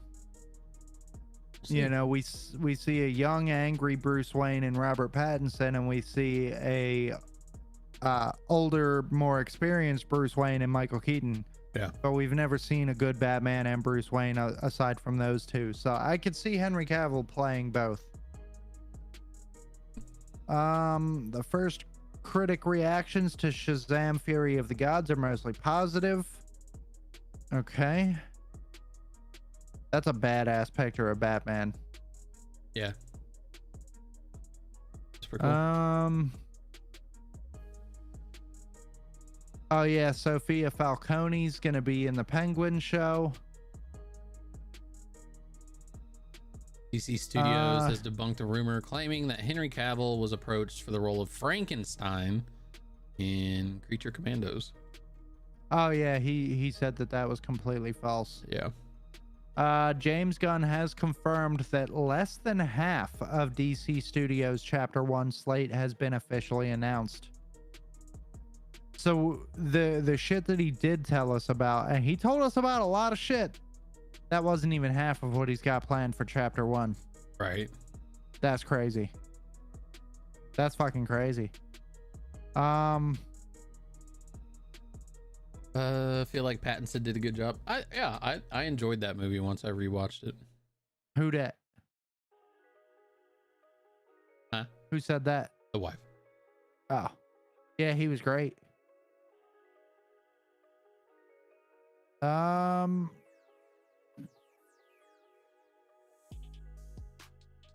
Michael Keaton's Bruce Wayne must decide whether he can become Batman again in the Flash movie. Reveals an official new description. Let's get over here. DC spoils Gal Gadot's Wonder Woman return with plans with new merch, and she's going to be in the Flash too. Oh shit. Yep. So apparently, when Barry Allen arrives in an alternate 2013, he urgently seeks out the expertise of his friend and mentor Bruce Wayne, but the one that he finds in the multiverse is different on all fronts. Older, long retired from service as Gotham City's protector, and somehow even more hardened than the billionaire superhero Barry has grown to know. With a global threat on the horizon, Bruce Wayne must decide whether he can become Batman once again. Worlds collide in the Flash when Barry uses his powers to travel back in time to change events of the past. Obviously, that's the Flashpoint storyline. Mm-hmm. But when this happened, when his attempt to save his family inadvertently alters the future, Barry becomes trapped in a reality in which General Zod is alive and has returned, threatening annihilation, and there are no superheroes to turn to. That is, unless Barry can coax a very different Batman out of retirement and rescue an imprisoned Kryptonian, albeit not the one that he's looking for. Ultimately, to save the world that he is in and return to the future that he knows, Barry's only hope is to race for his life, but will making the ultimate sacrifice be enough to reset the universe? Possibly. I mean, they did say that this movie is a complete reset. So. Yeah. Here's one that kind of surprises me. Arrowverse creator regretful over his DC shows. I really wasted my time. Wow. That is from Greg Guggenheim. Mark Guggenheim. If you don't know who that is, he's the guy behind the CW TV shows. Wow. He said A waste of time. So he said basically, he hasn't gotten any phone calls to do other things. So he feels like he wasted his time because he's gotten no other job offers since the creation of these shows. I mean, that's kind of a shitty thing to say because you created multiple incredible shows for people like us to enjoy, you know? I mean, you gave us shows for characters that we never thought that we would see on the screen, and just created good memories. Yeah, I mean, the later seasons of each show were kind of rocky, and like there were some really good ones, there were some really bad ones, but you know, it's I don't think that you should feel like you wasted your time because you that's big words. Yeah, that's not a word that I would use. I guess if that's how they feel. Yeah, I mean, if that's how you feel, that's how you feel, man. That sucks. Keanu Reeves has confirmed that he has spoke with DC Studios CEO James Gunn about Constantine 2. I just want to see him as Ghost Rider. That's all I care about. Apparently we'll have a dark Flash in the Flash movie. Yeah, I think it's played by Ezra Miller as well. Because we need more of him on screen. Yeah, right. DC Films was reportedly developing a Batman Beyond animated movie as DC's answer to Into the Spider-Verse. Okay. I like that. Fucking Batman Beyond was fucking amazing. Yeah, it was.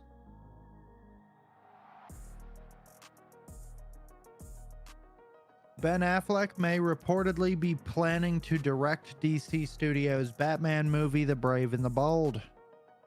Which that kind of brings him back in because he was going to direct one. Yeah.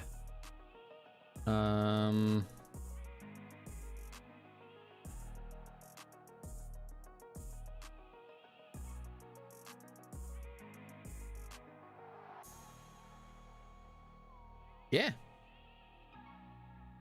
Apparently there was a possible the Flash movie's surprising post-credit cameo might have just been revealed. Where do you see that? It's a couple down. The Weekly Planet podcast hosts Nick Mason and James Clement shared a scoop during their Hot Scoop of Shot of Poop. What? Segment claiming that former Batman George Clooney would be making an appearance in the movie. The rumor came from a listener claiming they worked on the additional photography for the Flash film, during which the now 61-year-old Clooney allegedly arrived on set for a brief scene alongside Ezra Miller's hero. Interesting. That would be fucking crazy. That'd be nuts. That would be fucking wild, bro. If we saw George Clooney as Batman again, that'd be fucking crazy, and I would be all for it. Even though it was a bad movie, I'd be like, what? Yeah. What? I don't know. Holy There's shit. a lot of just back and forth with DC right now. Like a lot, again, take this information with a grain of salt because this information is just kind of all over the place. Yeah. So I think that about does it with all the DC news. Although there is one funny one right here as you scroll down a little bit. Jack Black dressed as Superman, and it says, I saw that. Jack Black reluctantly accepts James Gunn's offer to play the DCU Superman. He's a That's fucking funny, fool, man. dude. I love Jack Black, yo. He's so funny. All right. Oh, one more thing. James Gunn has confirmed that he's almost finished casting the voice actors for Creature Commandos. Nice. Who, by what he wants to do, is anybody that gets casted into the DCU, James Gunn wants to use them across all properties. So live action, animation, video games, fucking this, that, the third. I think that's a good idea. It might be difficult to do, but we'll see. Oh, wow, my camera So- looks like shit. There we go.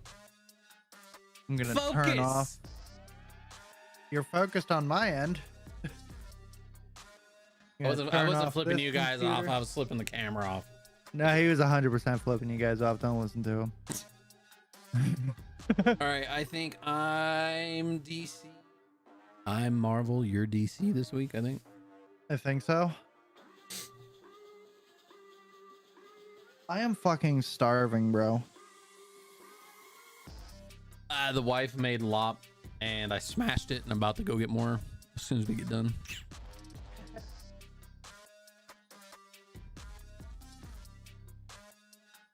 Like, I just had Raising Cane's like an hour or two ago, and I already want to go to Wawa and get $25 worth of deli food. I usually get a large mac and cheese with white people spice, aka Old Bay, and 2 quesadillas.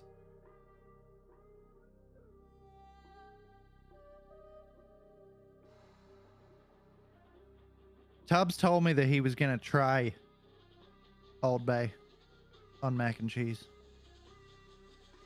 I don't know if he was telling me the truth.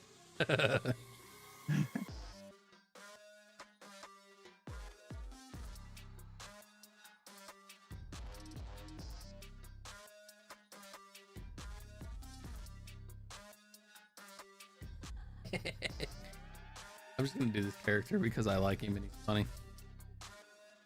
All right.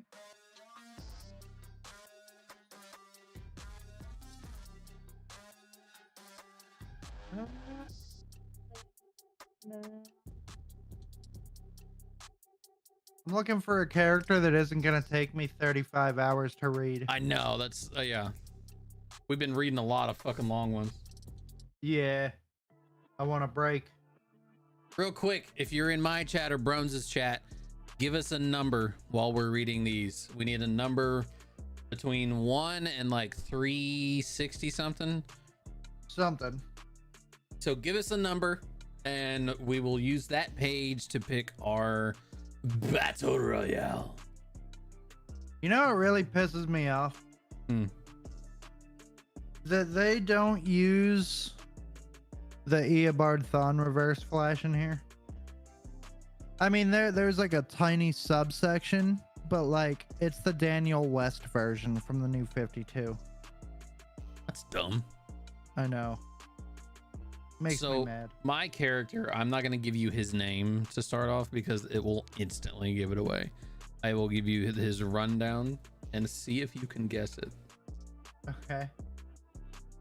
So while you're looking, I'll get mine going. His occupation is many. Okay. Including former candidate for the president of the United States. But most often, he's unemployed. He is from Cleveland, Ohio. He is 2'7", 40 pounds, brown eyes. I can't say that. That'll give it away. First appearance was Fear, number 19, December 1973. His powers, he is skilled in the little-known martial arts. I can't say that. It'll give it away. Fuck it. What do you mean it'll give it away? It'll give it away. All right. He is skilled in the little-known martial art of Quack Fu. He is a formidable opponent in hand-to-hand combat. What is his name? Is it Howard the Duck? Fuck yes, it is. I fucking love Howard the Duck. Howard the Duck was born on Duck World, where people evolved from waterfowl. When the demon Thog, you heard that right, caused Thog? Thog, Thog, caused the interdimensional cosmic axis to shift, Howard was dropped into the Florida Everglades on Earth, the site of the nexus of all realities. Hoping to return home, Howard teamed up with Korik the Barbarian, the Earth sorceress Jennifer Kale, Dikma, the Enchanter, and the I Man hate Thing. it here.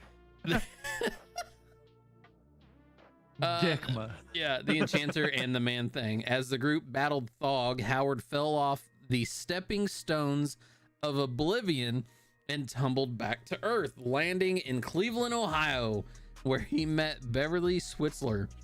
When the two were attacked by a criminal accountant pro rata, Howard and Beverly escaped and began living together in a human duck relationship. Howard, Oh my God. Howard tried to register under the Superhuman Registration Act, but was told that the government's official policy was that he did not exist. This was later corrected, and he fought against the Skrulls during the Secret Invasion.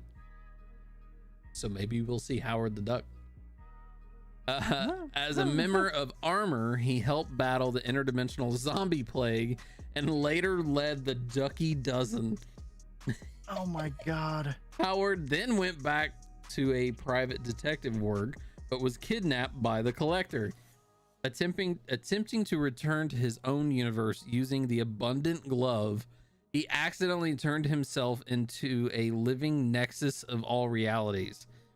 Howard later discovered he was unwittingly the star of one of Mojo's reality shows and fought Mojo's Sparkitects to gain his freedom. Howard has teamed up with the Guardians, the Silver Surfer, Linda the Duck, and Socket to free the Collector's prisoners. I fucking love Howard the Duck. His story, like everything he goes through, is just so fucking like off the goddamn wall. Oh my God. All right. So this one, we've got Wrath. He debuted in Batman Special #1, June 1984. The version, like the picture, the large picture they show is like the new version of Wrath. Nice. That's the original version. Okay, yep. But that's the new version. So in But, case y'all didn't know, this is what Howard the Duck looks like. And then I will pull up Wrath as well. So he was introduced in Batman Special #1, June 1984. His real name is Elliot Caldwell. He's based in Gotham City. He is 6'2", 205 pounds. Blue eyes, black hair. Powers and abilities: suit and device technology mirroring Batman's, trained combatant, both unarmed and with a variety of firearms, and a brilliant mind. Ally: Blackgate. Enemies: Batman and Spoiler. Affiliations: Scorn. Scorn was his sidekick.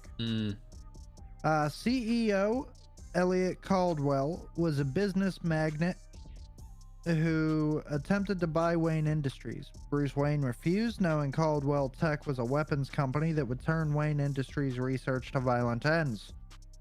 At the same time, a series of murders targeting policemen attracted Batman's attention, and he learned the truth about Caldwell. He was a killer calling himself Wrath. Modeling his appearance on Batman, he was using Caldwell Tech as a front to destroy Gotham City Police Department and create an army of his own using both his and Wayne Tech. The Dark Knight later discovered Caldwell's hatred of police began when his father was murdered during a diamond heist by corrupt cops. With this knowledge, Batman confronted and defeated him, imprisoning him in Blackgate, where he began a villainous partnership with the criminal Emperor Blackgate. Caldwell eventually escaped, taking over a TV studio and demanding Batman fight him live on air to confirm Wrath's A-list villain status. Instead, he and his army of terrorists were soundly crushed by apprentice superhero Spoiler. On the record, the original Wrath modeled himself after Batman and focused his obsession on destroying those he blamed for the deaths of his parents, police officers. After years as an assassin for hire, he returned to Gotham City and plotted to assassinate James Gordon. However, he died in a fall from the roof off of a building where he was fighting Batman. His adopted son trained to be the Robin to Wrath's Batman.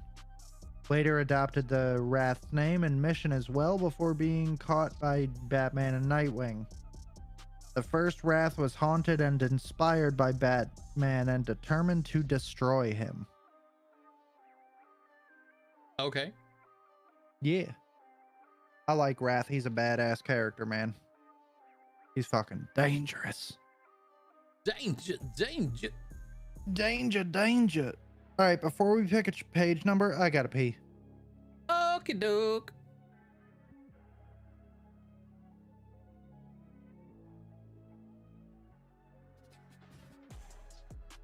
I am currently scrolling pictures trying to find a new background.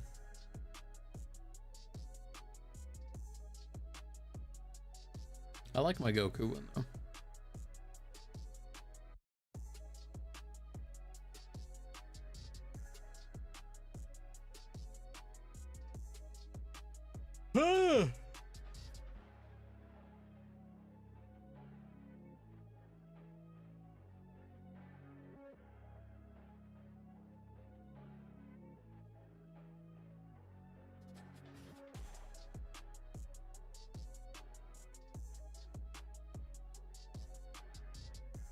Kind of cool.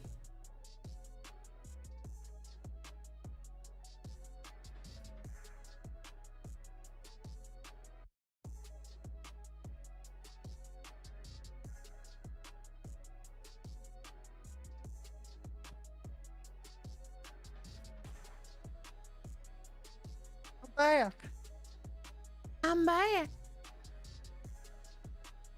Bladder empty. I'm trying to figure out what kind of image I can put on my AIO.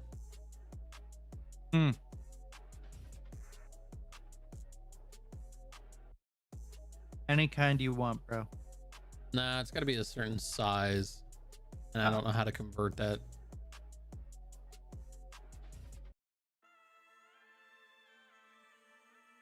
What page number did we decide on?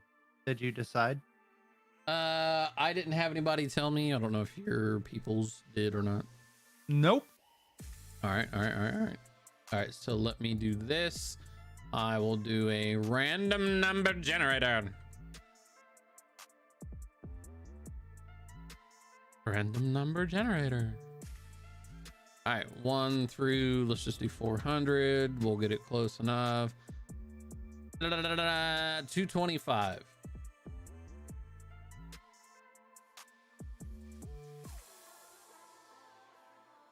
$225. Do.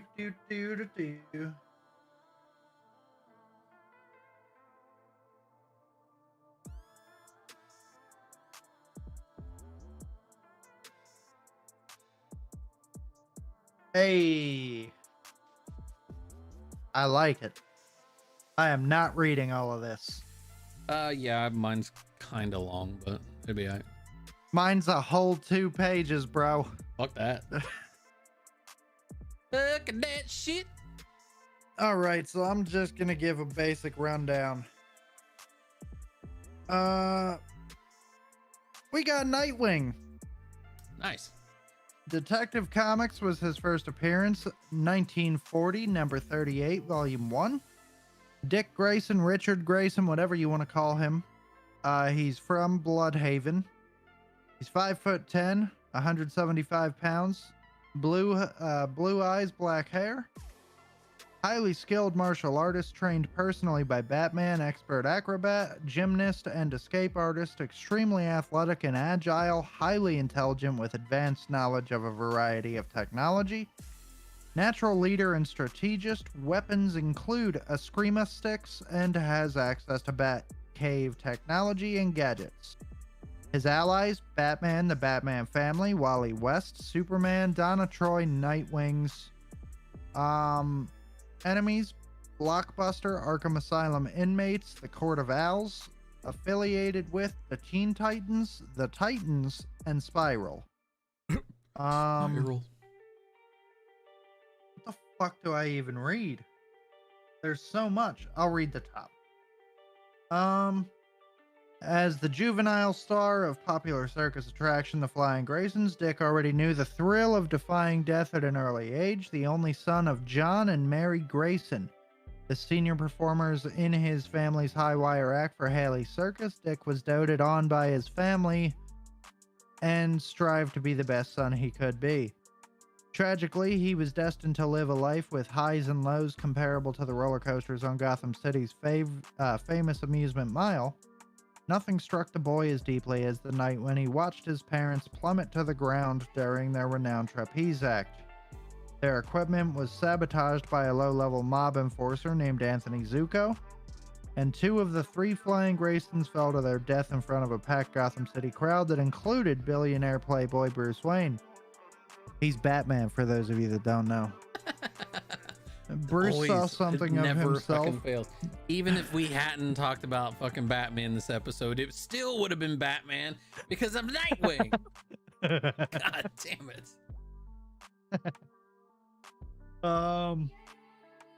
Bruce saw something of himself in Dick and decided to make him his ward, driven by a thirst for justice to punish the criminals responsible for his parents' death. Dick proved every bit as bright and capable as Bruce believed him to be. To help him through his pain, Bruce revealed his Batman identity to the boy and gave him access to the Batcave beneath Wayne Manor. Dick had witnessed Zuko threatening the owner of Haley's Circus shortly before his parents' murder, and with Batman's training, soon became the young crime-busting hero Robin, taking the fight directly to crooks like Zuko. After spending several successful years fighting crime with Batman in the field, Grayson felt the need to spread his wings for a change. Get it? Because he's a Robin. Working with other young heroes and eventually co-founding the original Teen Titans. Soon after, Dick set out on his own as Nightwing, adopting first a blue and yellow costume, and later a red and black uniform, armored in a similar fashion to the batsuit worn by Batman. This outfit employed similar devices on the Dark Knight's utility belt, including a grappling hook, plus Nightwing's personal touches, such as his weapon of choice, the Eskrima sticks. Yeah. Cool. All good then? Yeah, I'm not reading the rest. Yeah, not 2 pages worth. We don't need to read 2 pages worth of Nightwing to know who the character is. Gotcha. All right, I have none other than Illyana Rasputin, aka Magic. Magic. She is a student. Her base is Professor X's School for Gifted Youngsters. Also, the extra-dimensional realm of Limbo. Okay. She is 5'5", 120 pounds, blue eyes, blonde hair. Her first appearance as a child was giant issue of X-Men #1, 1975. Okay. Magic is both a mutant with superhuman power and an expert sorceress. She can teleport herself and others through time, perform astral projection, and sense the presence of magic. I'm like, I don't understand. What's that thing? Illyana is the younger sister of Peter Rasputin, aka Colossus. The sorcerer Belasco brought Illyana to the X-Men and the X-Men to his timeless realm, Limbo. The X-Men escaped, but he kept Illyana there and turned a portion of her soul evil. Her dark soul gave her powers of sorcery, and Illyana mastered the magic in his books and defeated him with her magical soul sword. She returned to Earth several years older and joined the New Mutants. And if you didn't watch that movie, I don't suggest it. Under the code name Magic, eventually she managed to find her younger self in Limbo and prevented her corruption, erasing all subsequent events. Restored to her youth, she later died of a mutant-killing legacy virus. Belasco brought together the fragments of Ileana and Limbo and created the Dark Child, Chylde. Fucking weird.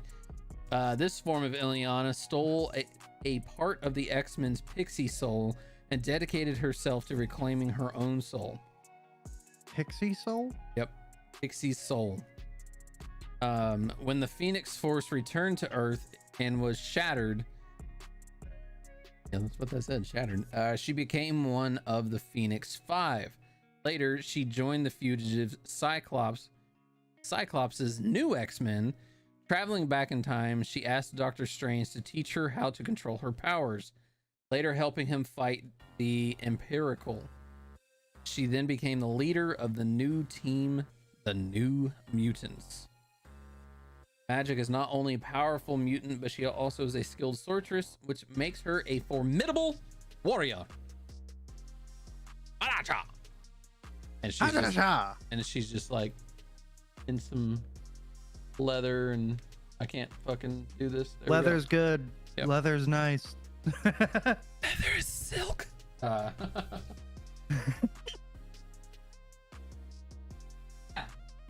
don't know, man.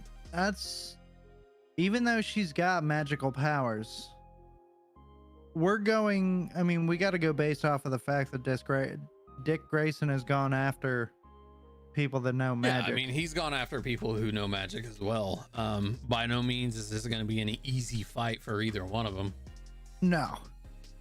But I would honestly say I think that Nightwing would come out on top.